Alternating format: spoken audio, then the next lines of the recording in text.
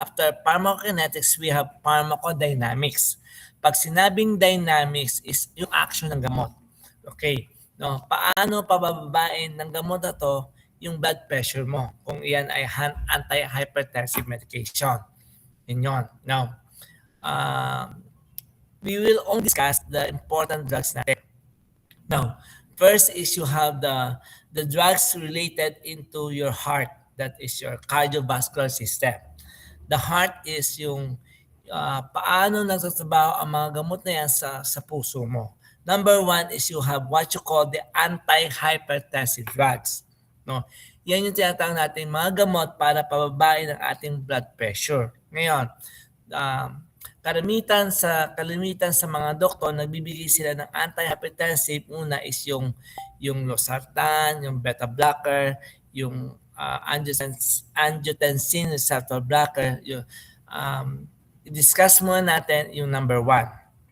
Okay. Ano ang natatanong yung gamot na anti-hypertensive medication?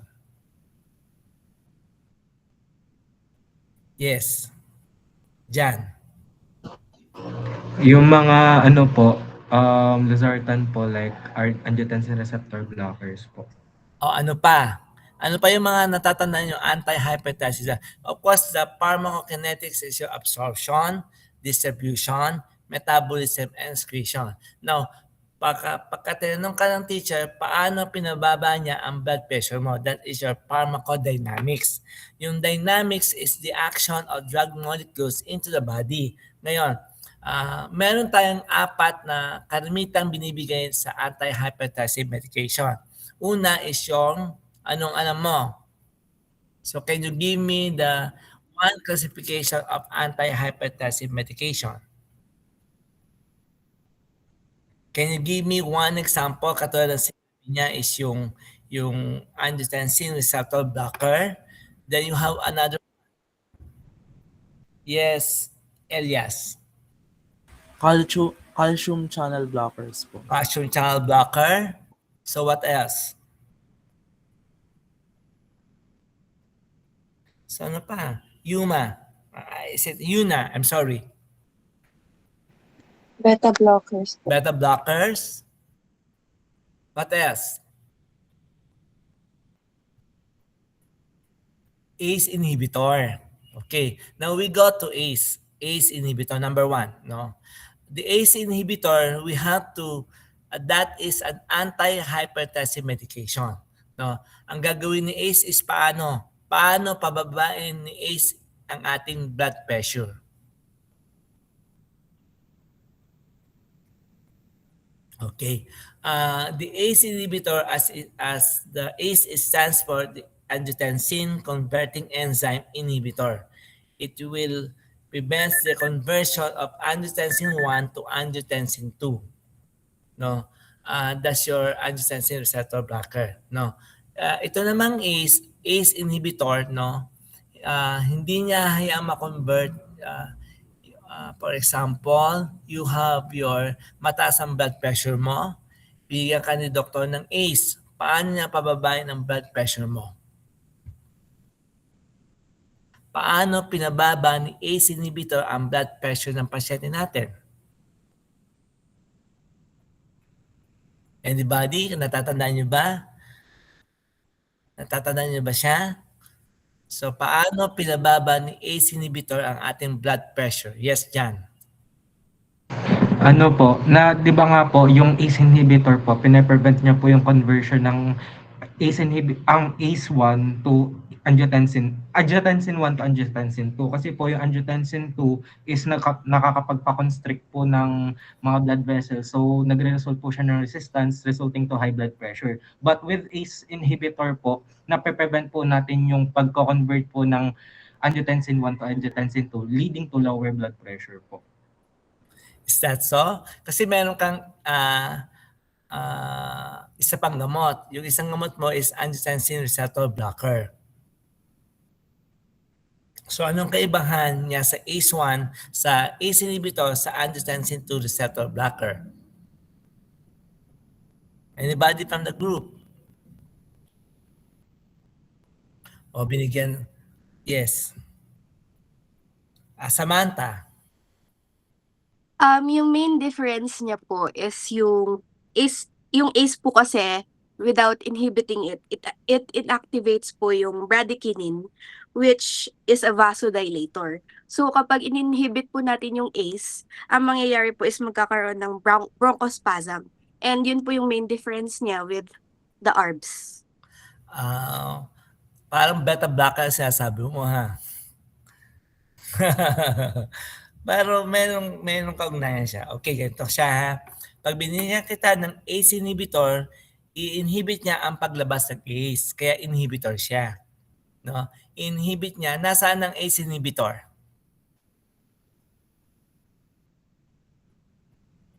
Diyan. Nasa lungs po. Nasa lungs. Okay. Now, kung nasa lungs siya, bibigyan kita ng ACE inhibitor sa lungs mo, hindi niya hahayaang masyado maglabas ng ACE. Yung ACE ang nagpapakonvert sa angiotensin 1 into angiotensin 2. Nakuha nyo? Kaya bibigyan kita ng ACE inhibitor, you will inhibit the release of ACE, no? Kaya wala kang masyadong ACE, wala kang masyadong angiotensin 2. The angiotensin 2, siya ang nagpapaconstrict ng blood vessels natin, no? Next is your beta blocker. The beta blocker should not be given to a person na mayroong asthma.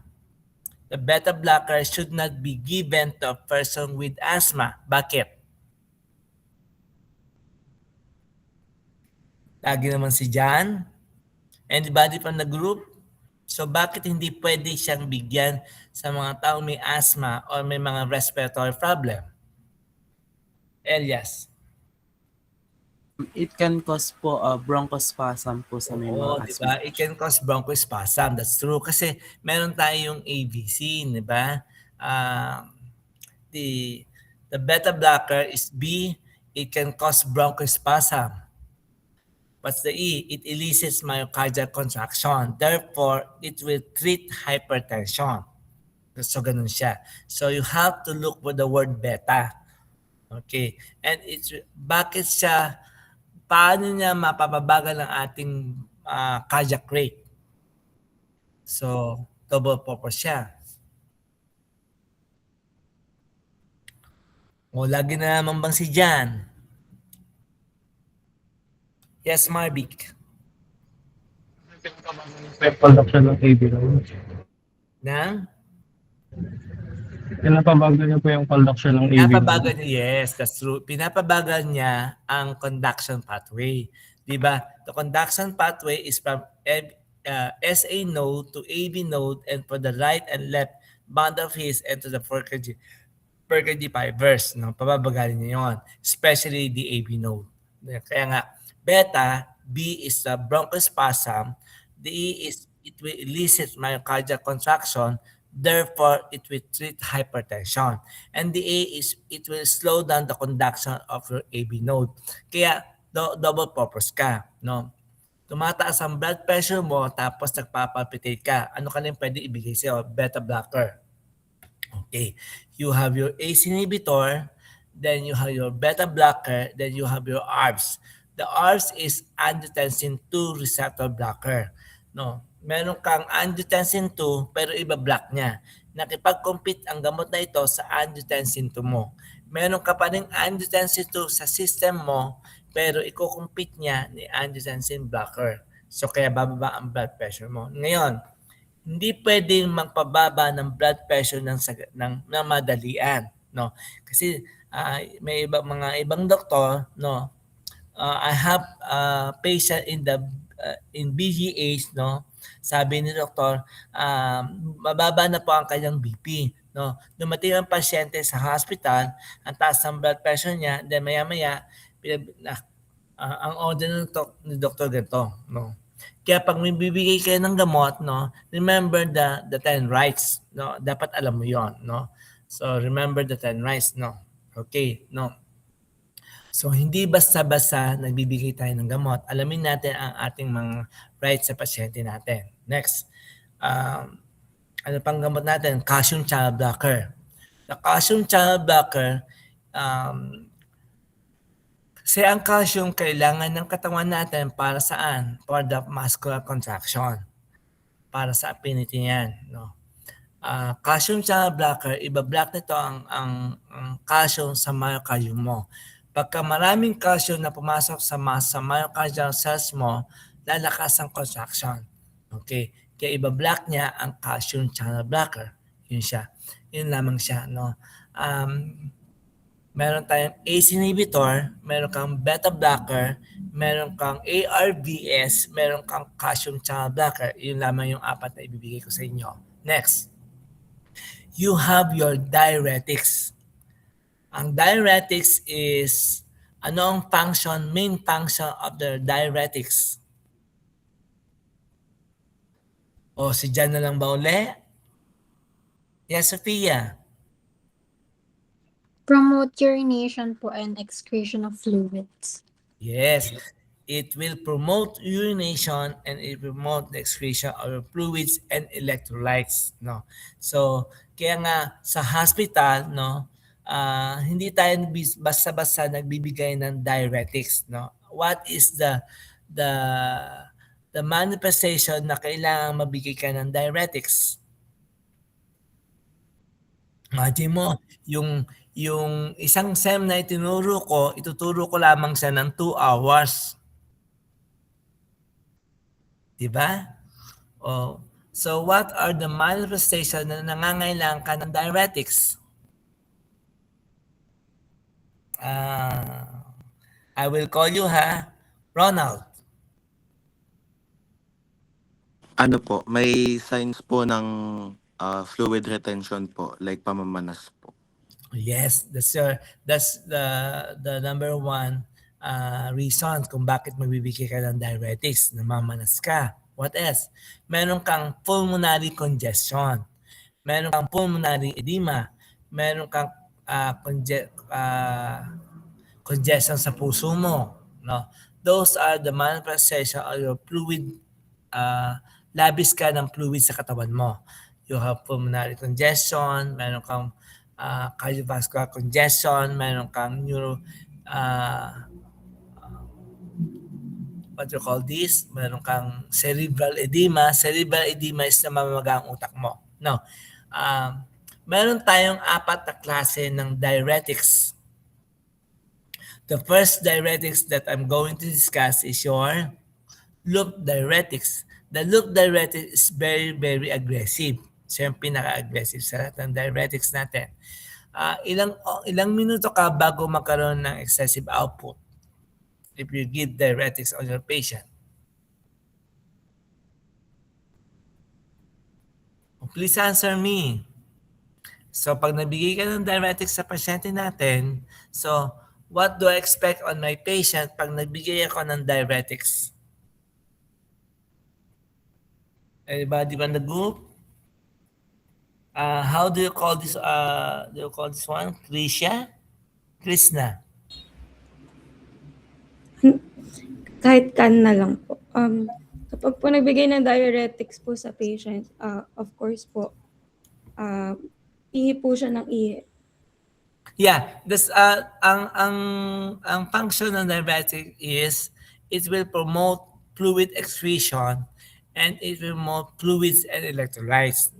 Yan siya. Now, I'm referring to pag nabigay ka ng loop diuretics, no, ano ang hinihintay, gaano katagal ang hinihintay natin ng oras para magkaroon siya ng output. Kasi nurse ka, magbibigay ka ng loop diuretics, you have to take the blood pressure kahit anong diuretics yon. So you have to take the blood pressure of your client. Kahit anong diuretics, ha, take the blood pressure. The manifestation is do not give diuretics kahit anong diuretics pagka ang blood pressure is 90/60 and below. Do not give diuretics if your blood pressure is 90/60 and below. Kahit anong diuretics yun. Now, within 30 minutes, no, nagbigay ka ng diuretics natin, within 30 minutes, if you are giving loop diuretics, no, dapat merong output ang pasyente mo. Meron siyang output. Ngayon, pagka meron siyang catheter, you know what's a catheter? Yes. Okay. Pagka meron siyang catheter, within 30 minutes to 1 hour, dapat may output siya. Pag walang output for 1 hour, you have to what? You have to do what? If there's no output within 1 hour, paano ang gagawin natin? Go na.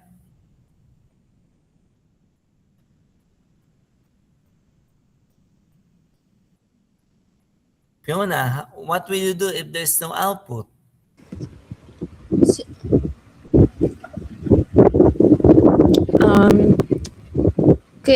Kailangan po, if wala po talagang output, if naka-catheter po yung patient, kailangan i-check po natin yung patency po ng catheter po muna, sir. Yes, that's true. No? I-check mo ang patency ng catheter. Okay. Ngayon, pagka 2 hours na o 3 hours na, pag wala pa rin siyang output, you have to report it to the doctor. So, tayo mga nurse, hindi tayo kaagad-agad nagre-report sa doktor. Kasi that is our responsibility sa sarili natin. Okay. Now, pagka loop diuretics within 30 minutes to 1 hour, dapat meron siyang output. Okay. Now, pag nagbigay ka ng diuretics, you have to recheck the kanyang electrolytes balances, no? Kasi magtatapon din siya ng electrolytes, no? Yan ang mahirap sa diuretics, no? Tapon siya, ihi ka ng ihi, tapon siya ng tapon ng electrolytes, no? Now, pwede siyang magkaroon ng hyponatremia, hypocalcemia. Okay, that's the most common. Hypokalemia. The hypokalemia is yung pwedeng bumaba ang kanyang potassium level. Now, what is the normal potassium? Matthew. 3.5 to 4.5 po. Okay. So meron kang sa sarili mo, meron kang ideal average na level ng potassium. That's your 3.5 to 4.5. That's the ideal level of your potassium. Now, pag bumaba ang potassium natin, what will happen?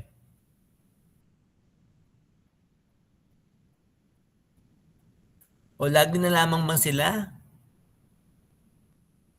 How about the other members of the class? Sila Yuna na naman maparate, sila Sophia, sila Krishna, sila John. How about the others, no?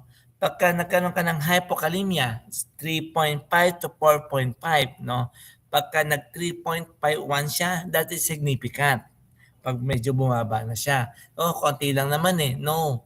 No, pag nag 3.2, pag nag 3.3, significant na yung pagbaba na yon. Denise.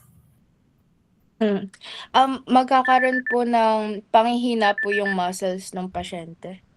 Anong muscles ang hihina?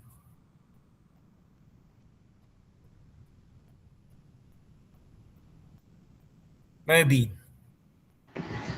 Hindi ko po sure kung tama, pero as far as I know, nangihina po yung muscles po sa lower extremities po pag mababa ang potassium. Yeah. So, manghihina ang muscles mo sa lower extremities. Kaya nga tinatawag siyang stroke mimickers, no? So, pagka dumating ang pasyente sa hospital at nangihina siya, no, hindi kagad siya na i-treat as a stroke kasi stroke mimicker siya.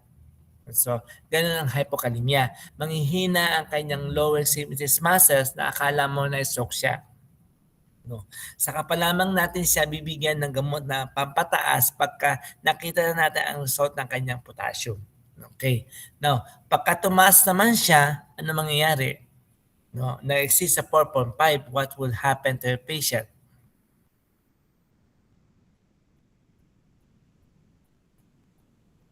Ano mangyayari? Cherish. Nagkakaroon po ng irregular heartbeat or arrhythmia po. Yeah, tama yun, no? Kaya titignan mo yun, no? Pag magkakaroon siya ng irregular heartbeat or arrhythmia, pagka tumaas siya sa 4.5. Okay? Kaya ang binibigay naman sa atin is yung pagka-potassium pinag-uusapan, you have your potassium sparing diuretics, no? Babantayan mo ang potassium na mga yan, no? Ano ang mga pagkain para you are giving the potassium sparing diuretics mo. So ano ang pagkain medyo iiwasan muna niya? Diba? So manayag. What will be the foods that medyo titignan mo yung manayag? Wala si manayag? Natutulog siguro, no? Manayag. Manayag. Anybody pa na group? Look. Bali, yung ABC po, sa prutas po, apple, banana, tas yung melon po, saka yung orange. Tas sa gulay po, asparagus, broccoli po, saka carrots. Okay. Yan yung mga pagkain mayaman sa potassium. Now, binibigay natin ang potassium sparing diuretics pagka mababa ang potassium niya. So, kaya bibigyan siya ng potassium sparing diuretics. No? Magtatapon siya ng electrolyte pero ang i-spare niya ay yung potassium mo. Now, but you have to limit that on your patient. Okay. Now, we go to the osmotic diuretics. The osmotic diuretics, anong gagawin nito? Yung loop diuretics, the potassium sparing diuretics, and the thiazide and thiazide-like diuretics, no? Binibigyan natin sa mga taong may kidney problem. But when a person has osmotic diuretics, ito ay para sa nervous system. Para hindi siya magkaroon ng cerebral edema. Yun, no? So, binibigyan natin ang osmotic diuretics para hindi siya magkaroon ng cerebral edema. Now, paano siya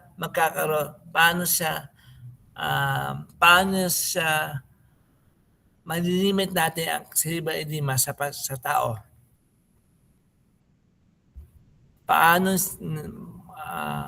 Paano ang gagawin ng osmotic diuretics para hindi ka magkaroon ng cerebral edema?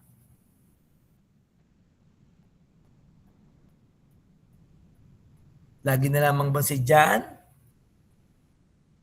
Eric? Sir, pinapababa po ng osmotic diuretics yung intracranial pressure po sa brain. So, ibig mo sabihin, pagka nabigay ka ng osmotic diuretics, it will prevent intracranial pressure. Is that so? Opo, ine-enhance niya po yung flow po ng fluid sa brain. Okay. Pag in-enhance mo, edi lalo siya mag-increase ang kanyang ICP. Kasi in-enhance mo eh. Di ba? So you have to select an appropriate word for that. Hindi mo in-enhance. Kasi pag in-enhance mo, mag-increase ang flow niya. Tama ba dyan, Eric?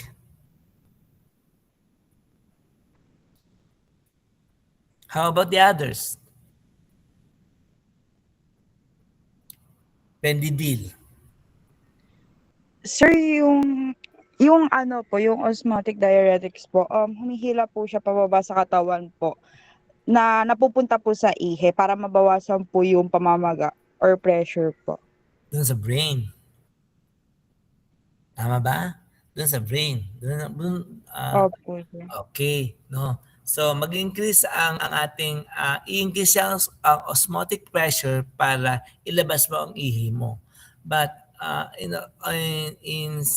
preventing cerebral edema, no, paano malalaman kung nagkakaroon siya ng cerebral edema? What is the earliest manifestation?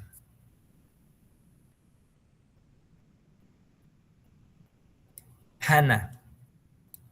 Magkakaroon po or mag-manifest po yung changes sa level of consciousness niya po. Okay. So, natatandaan niyo pa yung mga yan?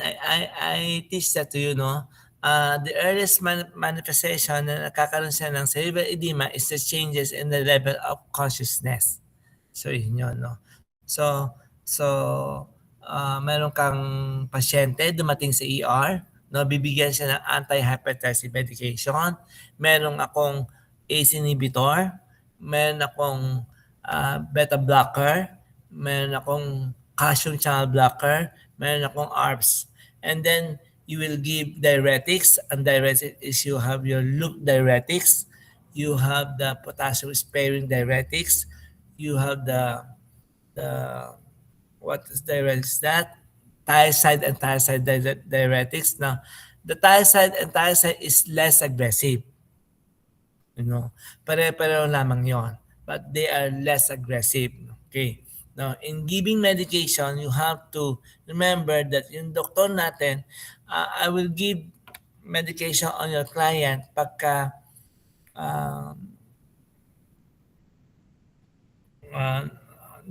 related siya into cardiovascular. Okay, next. We have the drugs on your respite. The drugs on your respite is the mga bronchodilator. The bronchodilator are ones, you have different types of bronchodilator. What are the bronchodilator that you still remember? No, binibigay natin siya sa respiratory system. So what are the bronchodilators that you still remember on your pharma days? Krishna. Ayan po ba yung ano po, salbutamol po yung SABA, short Tama naman. They are bronchodilator, but they are not the specific type. No? What are the different types of bronchodilator? Tama ka naman, salbutamol, no?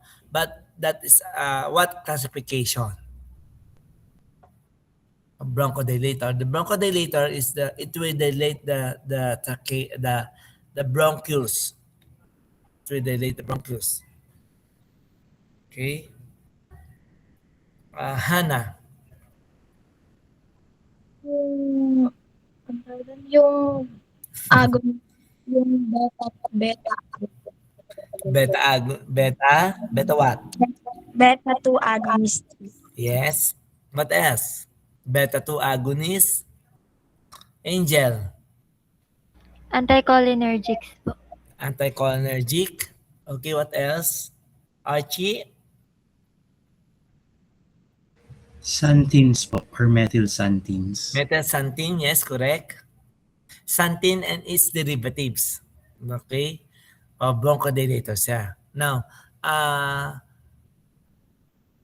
you have patient na nahihirapan siya huminga, then nagbigay ang doktor ng bronchodilator at saka corticosteroids. What will you give first? Anong una mo munang ibibigay? Is it the bronchodilator or is it the corticosteroids natin? Isip. So you have the patient, you have a patient in the hospital, in the emergency ward, na nahihirapan siyang huminga, then you have to, ang sabi nito, bigyan mo siya ng dalawang gamot. No? Bigyan siya ng corticosteroids at ng bronchodilator. Now, regardless of type ng bronchodilator, so anong uunahin mo? Ron.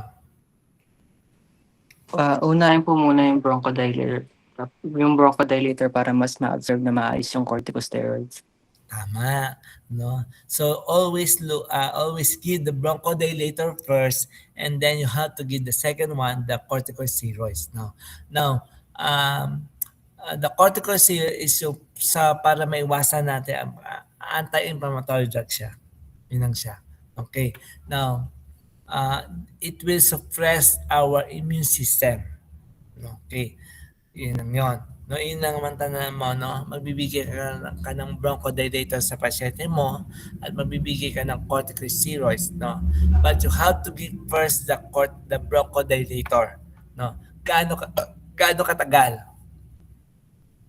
So what is the time frame para ibigay mo ang bronchodilator? Kevin.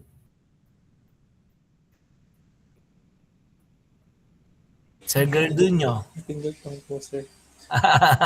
Sige. So, sino nakakaalam noon? Gano'ng katagal ko ibibigay? So, I will give the bronchodilator. Then, ibibigay ko ba kaagad ang corticosteroids? Victoria.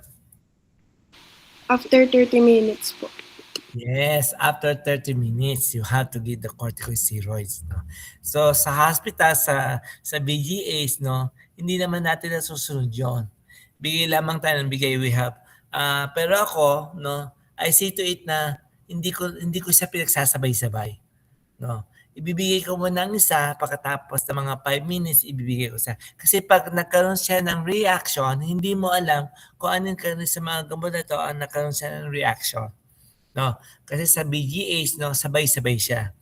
Which is, alam naman ng mga nurses na bakit kali sabay-sabay. Kaya pag nagkaroon siya ng reaction, hindi mo alam kung saan siya nagkaroon ng reaction sa mga gamot na ibinigay mo. Yun. No? Do not give the medication ng basta-basta. Next. No? You have to give the bronchodilator first, then you have to give the second is the corticosteroids. Hindi siya sabay na ibinibigay. Okay ba, class? Okay, now, sa pharmacology, I have to, the pharmacology is the study of the drugs. Okay, now, when giving the medication, I have to know the 10 rights. And when I give the 10 rights, pagka alam mo na ang 10 rights, you look for the pharmacokinetics and the pharmacodynamics. The pharmacokinetics is the action of drug molecules into the body in relation to absorption, distribution, metabolism, and excretion. Now, on metabolism, you have the liver. On the excretion, you have the kidney. Remember that. Next. Okay. Now, in doing that, I don't know kung paano ko pa sasabihin sa inyo yung mga gamot na yan. But, yun lamang siya. So, remember the anti-hypertensive medication, remember the diuretics, remember the bronchodilator. Yun lamang siya. Next. We go to the drugs related on your nervous system. Now, what are the signs na nagkaroon ka ng problema sa nervous system? Pagka nagkaroon sila of the PAS. So, okay. The PAS is the facial drooping. Okay. The A is what? The PAS. F-A-S-T. The F is the facial drooping. D is the arms. Dun sa extremities niya. Nangihina siya. And the S is the speech and the T is the time frame. Now, pagka naalin man doon ang nakita mo na, dalhin mo na ang pasyente mo sa pinakamalapit na hospital. Now, so meron kang tinatawag na door-to-window time.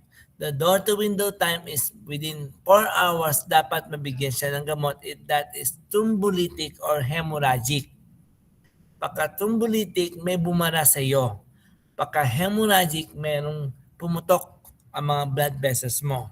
Meron kang aneurysm na pumutok siya. Kaya, so remember, sa na-stroke mo, the doctor must identify it kung iyan ay thrombolytic o kung iyan ay hemorrhagic. Pagka thrombolytic, anong gagawin natin? Anong ginagawa sa hospital pag iyan ay thrombolytic? Anybody from the class? Anybody from the class? O sila lamang ang sumasagot? What about the other members of the class?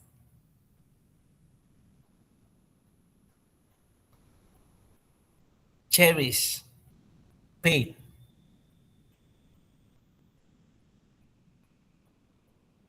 Cherish faith.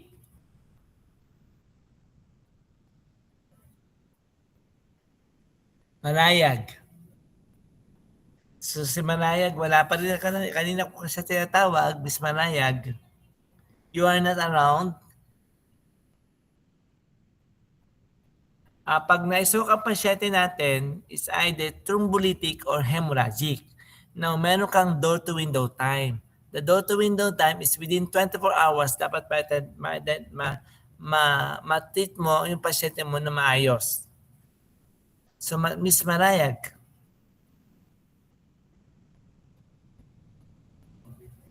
Miss Marayag. This is your review for the pharmacology and Miss Marayag is not around. Miss Marayag?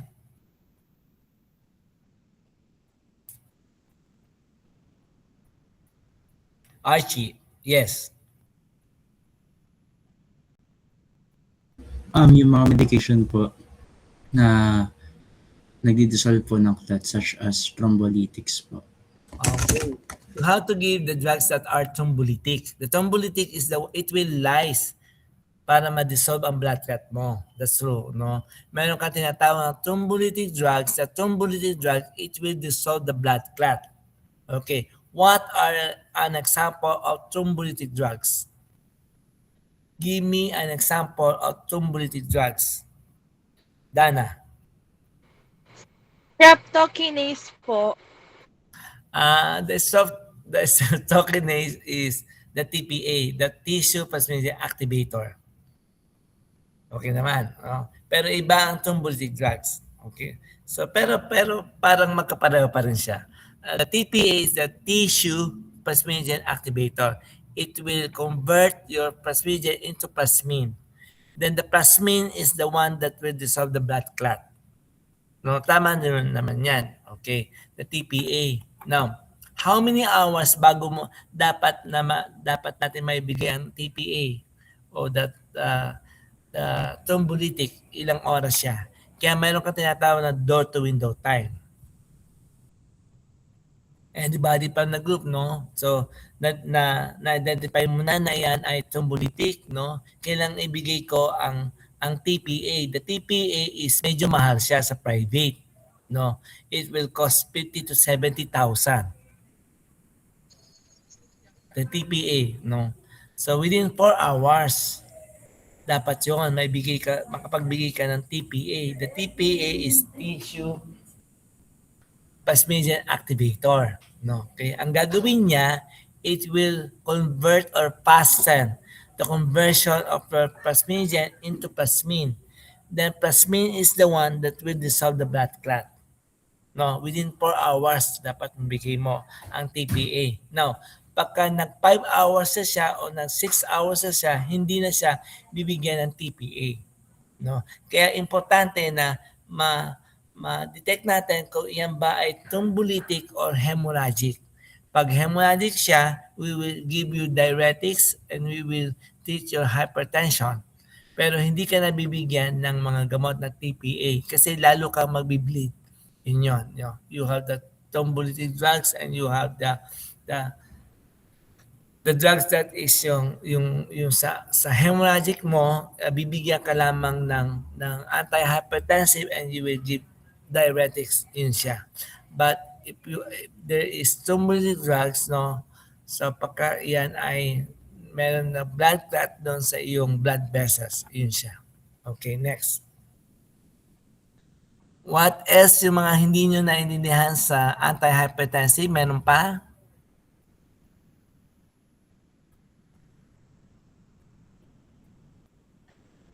Meron ba bang hindi naintindihan sa antihypertensive drugs, class? So ang tanong ko lamang doon lang. So other than that, I will not discuss anymore yung mga yan. Meron pa ba kayong hindi naintindihan sa antihypertensive and diuretics?